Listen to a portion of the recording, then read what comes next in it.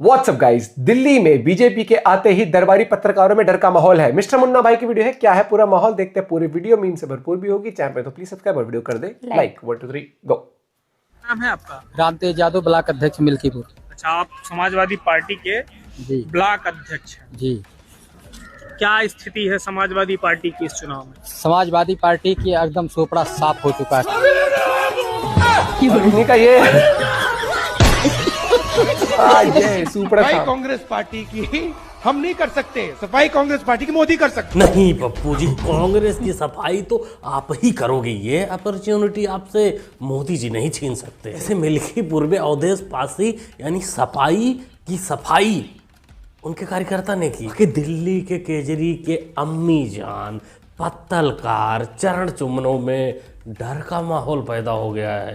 तो आइए हम लोग इस वीडियो में उनके जले पर थोड़ा नमक नहीं लगाते। अरे वो बर्फ की सिल्ली होती है ना, उस पे उनको बिठाते हैं और थोड़ा ठंडक देते हैं। भाई हमारे सबका तो केजरीवाल था, मोदी तो छल कपट में जीत गया। अच्छा, तो आप कह रही हैं कि छल कपट करके भी मोदी जीत गए हैं। तो आप क्या लग रहा है कौन मुख्यमंत्री बनना चाहिए दिल्ली? अब वही बनेगा जो बेईमान आदमी है, और कौन बनेगा? ओहो, आप कह रहे मोदी बेईमान है? क्यों मोदी बेईमान लग रहा है आपको? बेईमानी से जीतता है तो बेईमान न है। हाँ मोहतरमा, बिल्कुल मोदी जी बेईमान है। बाकी तुम्हारे केजरी भैया तो राजा हरिश्चंद्र की औलाद। बाकी मोहतरमा, तेरा शकल तेरा तकलीफ देखकर ऐसा लग रहा है कि दिल्ली में मुख्यमंत्री नहीं बदला है, तेरा शौहर ही बदल गया है। अब तुझे टेंशन हो गया है कि उन 25 बच्चों को कौन पालेगा। और जो आप दिल्ली में कह रहे हैं कौन, फर्क नहीं पड़ता है सौरभ। कौन का मतलब अभी कितने हैं आपके? 22 हैं। आपको पता है, एक तो जो बीजेपी के एमएलएज अभी आएंगे विधानसभा में, देखिए बहुत वेंडेटा के साथ आएंगे। कपिल मिश्रा आएंगे, करावल नगर वाले। अल्लाह हम करे क्या? और वो 8 भी आएंगे, विजेंद्र गुप्ता जैसे, जिनको उठा उठा के बाहर फेंका गया है। जी, जब 3 थे, ओपी शर्मा, जिनको ये भी वापस आएंगे। और इनके वापस आने से एक मतलब जो एक्रिमोनियस हमने देखा है, क्योंकि वो सिर्फ 8 थे ऊपर स्पीकर कुर्सी बैठे रहते थे और पूरा रैली चलती थी। एग्जैक्टली, अब 8 से 48 हो गया है। अब ये जो 22 है, ये मतलब अपने आप को बचा के घूमेंगे। इनको एलजी का मुंह भी नहीं देखना है। और हाँ, बचा के घूमेंगे। मतलब चमचों, विधायकों और चरण चुम्बनों में डर का माहौल तो है, लेकिन आप लोग टेंशन मत लीजिए। अरे लोकतंत्र है, तुम लोगों के पिछवाड़े के साथ कोई छेड़छाड़ नहीं किया जाएगा। हाँ, तुम लोगों के दुखती रग पर जब बीजेपी के विधायक संसद में हाथ रखेंगे तब मजा आएगा, तब जलवा बनेगा। जो कहते फिरते थे ना कि दिल्ली के मालिक तो हम हैं।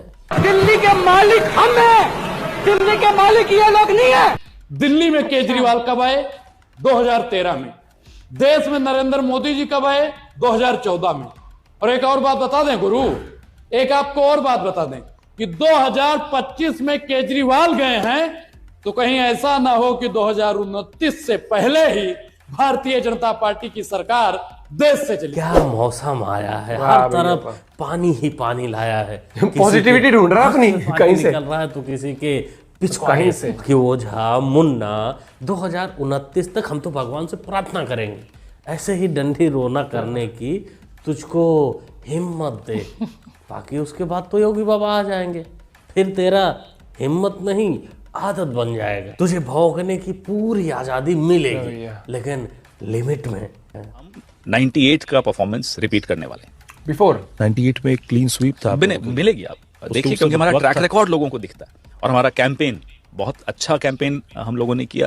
और ये इलेक्शन कैंपेन किया आपने, सिर्फ 10 दिन ही तो कैंपेन किया। 10 दिन का कैंपेन मायने रखता है। मैं आपको फिर से बोल रहा हूँ, दिल्ली में उससे ज्यादा आप कैंपेन करेंगे लोग इरिटेट हो जाएंगे। रोज आपके घर के सामने मैं टेम्पो लाके माइक शुरू कर दूं, आप मुझे गाली देंगे और वोट भी नहीं देंगे। मुझे ऐसा लगता है कि दिल्ली में गलती इसलिए हुई क्योंकि दिल्ली में हमने अपने संगठन पर वो ध्यान नहीं दिया जो हमें देना चाहिए था। हमें दिल्ली की कैंपेन बहुत पहले से शुरू करनी चाहिए थी। हमें अपने संगठन को मजबूत करने पर फोकस करना चाहिए था। क्या हम कैंपेन को थोड़ा अग्रेसिव कर सकते थे? लगता है पेड़ा लड्डू और जलेबी बाई की काफी दिनों से खास मुलाकात नहीं हुई है, इसलिए दोनों अलग अलग ज्ञान फैल रहे हैं। नहीं तो सेम ही ज्ञान फैलते। वैसे बिहार का चुनाव आने वाला है। उम्मीद करते हैं एक बार उसके पहले, चुनाव के पहले इन दोनों की खास मुलाकात हो जाएगी। डिस्कस जैसे कर लें अपना, राहुल के बर्थडे में हुआ था। वो जलेबी बाई के बाद से एग्री करते हैं कि प्रचार जल्दी शुरू करना था। प्रचार जल्दी, हम तो कहते हैं 2034 का प्रचार अभियान अब ये चालू कर दो, हो सकता खाता खुल जाए। पंजाब को कुछ लोग अपना पर्सनल एटीएम मानने लग गए हैं। आज पंजाब में बहुत भारी मात्रा में भ्रष्टाचार हो रहा है। जगह जगह खुलेआम सैंड माइनिंग हो रही है, ट्रांसफर पोस्टिंग्स में भ्रष्टाचार हो रहा है और यहाँ तक कि रियल एस्टेट डेवलपर से भी वसूली की जा रही है। इसको लेके पंजाब के लोगों में और पंजाब के काफ़ी एमएलएज में गुस्सा है। अरविंद केजरीवाल जी ने अपने गुंडे बिभव कुमार को भी पंजाब के मुख्यमंत्री का चीफ एडवाइज़र अपॉइंट करवा रखा है। वो कई महीनों से वो गुंडा पंजाब में कर क्या रहा है? क्या अब पंजाब से लूटा हुआ पैसा दिल्ली लाया जा रहा है? अरविंद केजरीवाल जी जब से दिल्ली में हारे हैं तब से ऐसा लग रहा है कि अपनी राजनीति को जिंदा रखने के लिए वो पंजाब जाने का प्लानिंग कर रहे हैं। चोट खाई हुई महिला है गुरु, नस्तो नाबूद करके छोड़ेगी केजरी मियां और उनके पालतू गुंडों को।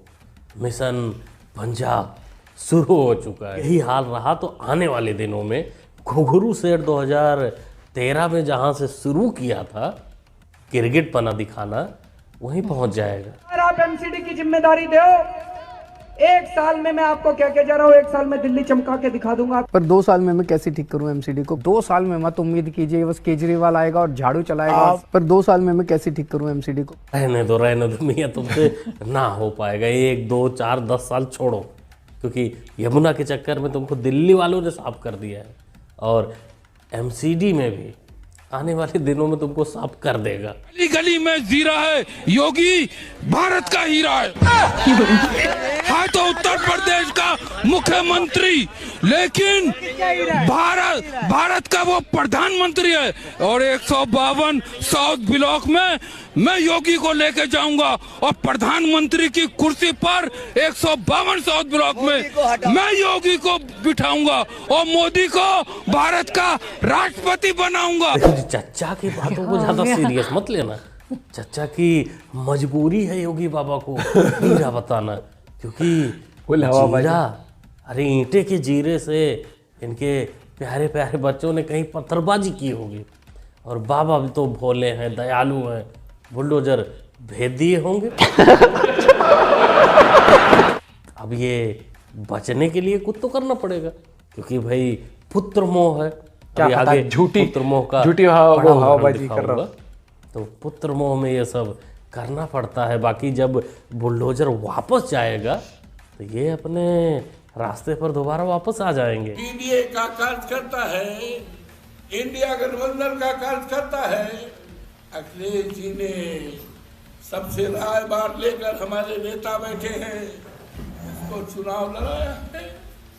हम चाहते तो अपने बेटे को हम भी डिप्टी कलेक्टर बना देते, हम भी कप्तान बना देते। लंबा चौड़ा है, पढ़ा लिखा है, हमने पढ़ाया है, ये भी कराया है।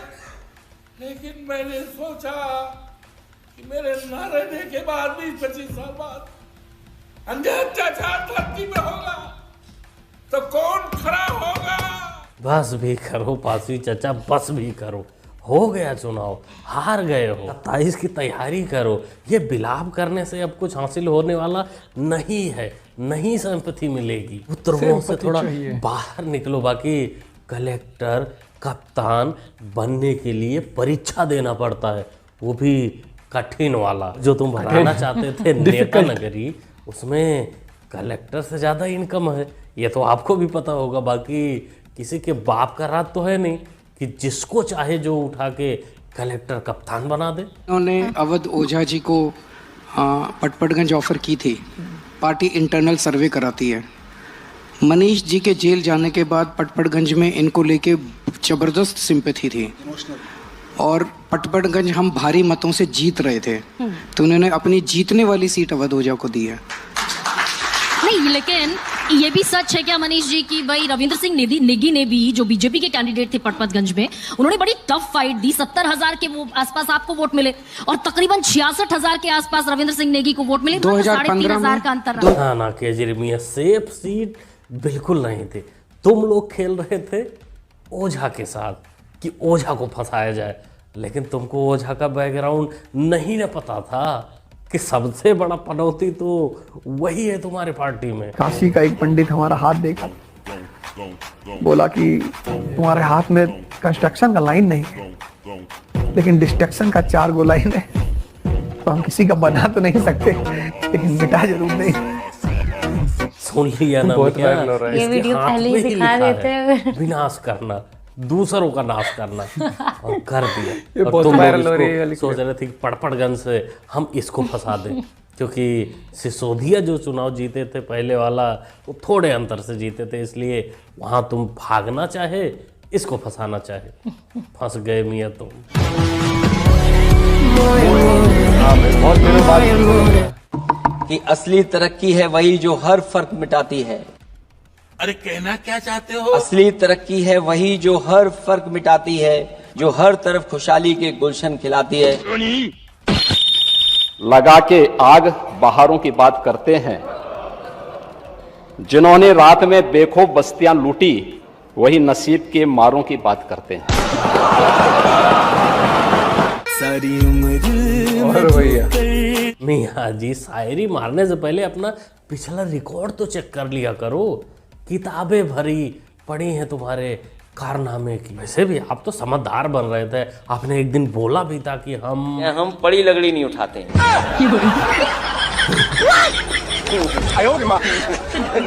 तो मियाँ आज कैसे ले लिए पड़ी लकड़ी, वो भी बाबा जी के सामने? अरे वो बाबा जी जिनको छेड़ने पर वो छोड़ते भी नहीं। भैया दिल्ली वालों ने 500 रुपए सिलेंडर के चक्कर में पता है फ्री का कितना कुछ गवा दिया। फ्री का बस का टिकट औरतों ने गवा दिया, फ्री की बिजली, फ्री का पानी, कितना कुछ गवा दिया इन लोगों ने सिर्फ 500 रुपए सिलेंडर के लिए। अब पता चलेगा बेटा तुम लोग को। वो सब तो ठीक है मोहतरमा, लेकिन हमें क्या लग रहा है कि तू अपना बता रही है कि अब हम फ्री नहीं हैं। अब अगर आप हमसे मेहनत करवाओगे, काम धंधा करवाओगे, नौकरी पर जाना पड़ेगा, पेमेंट करना होगा। प्यारी समझ गई। तू अपनी जानकारी सबको साझा कर रही है सरकार का नाम लेके। क्या कहना चाहेंगे दोस्तों इस बिल्ली को? कमेंट करके बताइए। भाई साहब एक से बढ़कर एक कलाकार थे, और देखो मीम्स तो निकल के आएंगे ऑब्वियसली जब भी इलेक्शन होंगे, हर एक चीज़ और हार जीत लगी रहती है। लेकिन जिस तरीके से आम आदमी पार्टी हारी है ना, ये बहुत बड़े मार्जिन से हारी है, नो डाउट, क्योंकि सीटें इतनी कम होना और इतनी बड़ी पार्टी उभर कर आई थी ये, लेकिन ये उस चीज़ को कहीं ना कहीं मेंटेन कर नहीं पाए, या लोगों का विश्वास कहीं ना कहीं डावाडोल हुआ, क्योंकि इन्होंने कुछ ऐसी हवाई बातें कर दी कि मैं यमुना भी साफ कर दूंगा, मैं 1 साल में इसको भी ठीक कर दूंगा, वो कर दूंगा। मुझे लगता है रियलिस्टिक होने की जगह ना उस तरीके से चल पड़े कि फटाफट राजनीति, तो फटाफट सब कुछ, कोई कोडिंग वोडिंग थोड़ी करनी थी। इंडिया भी विकसित भारत का सपना लेके चल रही है, तो 2047 का लेके चल रही है कि धीरे धीरे हर एक चीज होगी। या मोदी जी भी कल कहा कह देंगे चाइना से ज्यादा बजट करके मैं कल ही अपनी मिलिट्री स्ट्रॉन्ग कर दूंगा, रातों रात ये कर दूंगा, वो कर। थोड़ा हमें रियलिस्टिक भी चलना चाहिए। और फिर क्या होता है, लोग तो वही है, मैं कल को कह दूं कि भैया मैं आती सबको 1-1 लाख की नौकरी दूं, तो लोग भी खुश जाएंगे, भैया आती दे देगा, ओ भैया वो हो ही ना पाए। फिर ऐसे लोग फिर धीरे धीरे डिसअपॉइंट होते हैं, बहुत सारी चीजें होती है। लेकिन मुझे लगता है कि आज की जनता ने थोड़ा रियलिस्टिक तरीके से और चल रही है, कि थोड़ा और सोचें कि क्या बेटर है, कौन वादे अपने पूरे कर सकता है, कौन हवाई बातें कर रहा है। अब बाकी आप अपना पॉइंट ऑफ व्यू शेयर कर सकते हो, लेकिन हाँ ये इसमें कोई दो राय नहीं है कि बीजेपी को भाई काम करना पड़ेगा। उनको भी और ग्राउंड लेवल पर करना पड़ेगा। मिलते हैं वीडियो के साथ, बाय बाय, टेक केयर।